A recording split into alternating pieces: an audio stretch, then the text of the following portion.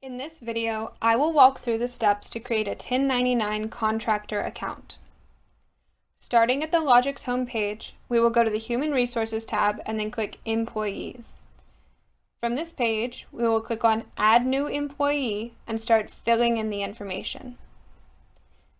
First up, set a unique username for your new employee's account and an initial password.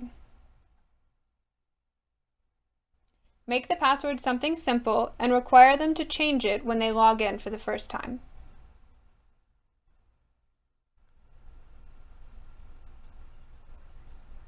Use the employee's full first name when entering information here. There is a field farther down for nicknames or preferred names.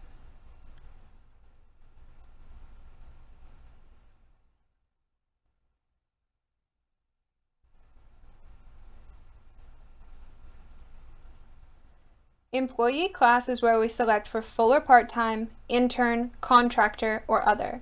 We are creating a contractor account today. Supervisor is another required field, along with work location. Work location and home address are used together to calculate the taxes.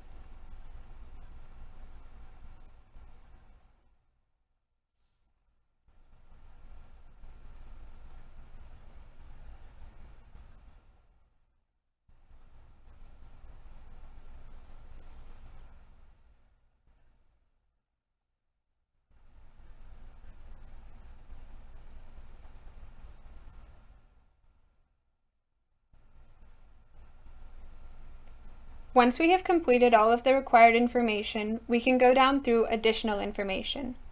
Here you can include the military designation of the new employee, preferred mode of address, employee ID number, phone numbers and emergency contacts, first day worked, tenure status, social security number and birthday, citizenship, education, detailed military status, and hub zone information.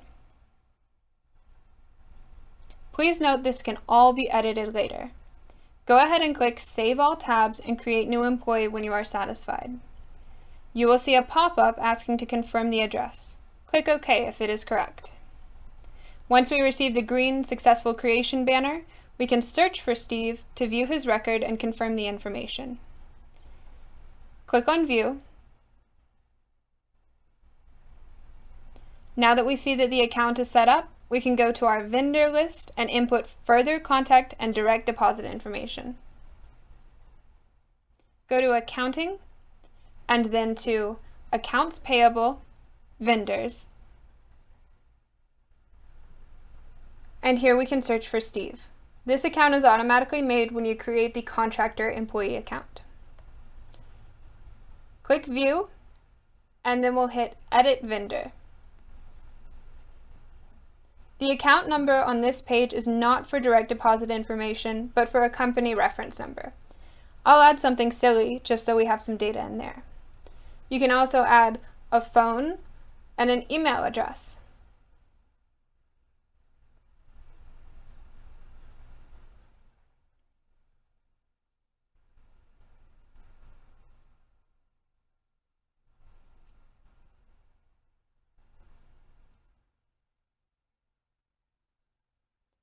If the vendor has specific terms for their invoices they use, you can preset that here.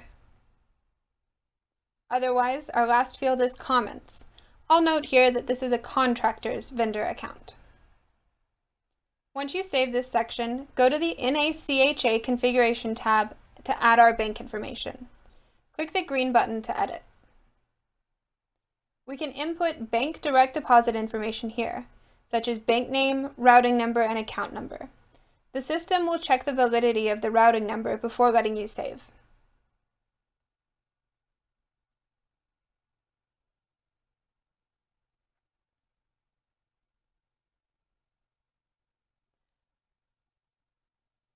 On this tab, we can add compensation rates. I'll add a single compensation rate for now, just to demonstrate.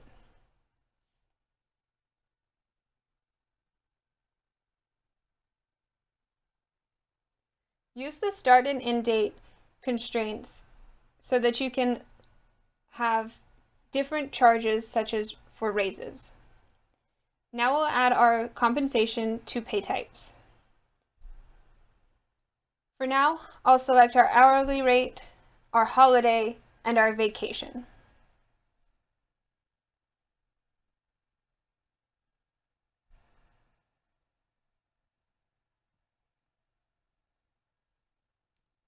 From here, we'll go on to our payroll configuration.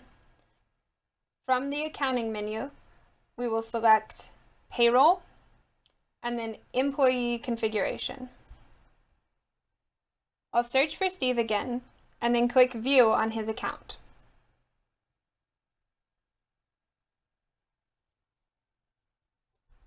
Working left to right, I'll add the federal W-4 first. For a new employee, the drop-down will be set to Create New, so we can simply click the green Update button to the right.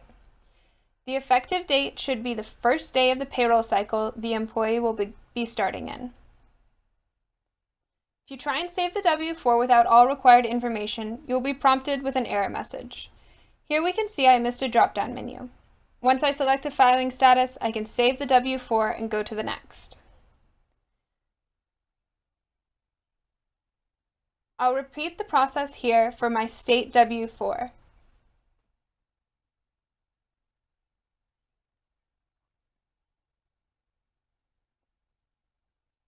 However, when I move to the next tab, logic stops me. The home and work address information provided tell the system that a work W-4 is unnecessary. Direct deposit information can also be configured from this page.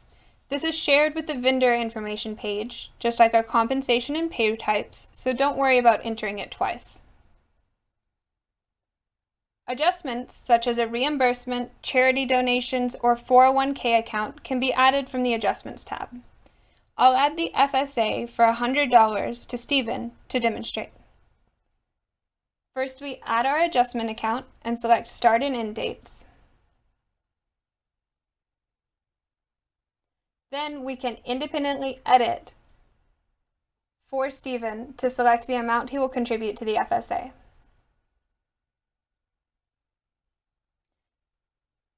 Now our contractor is ready to be added to contracts, have charge codes made, and get to work. If you have any questions or need assistance, please email us at support@logix.com.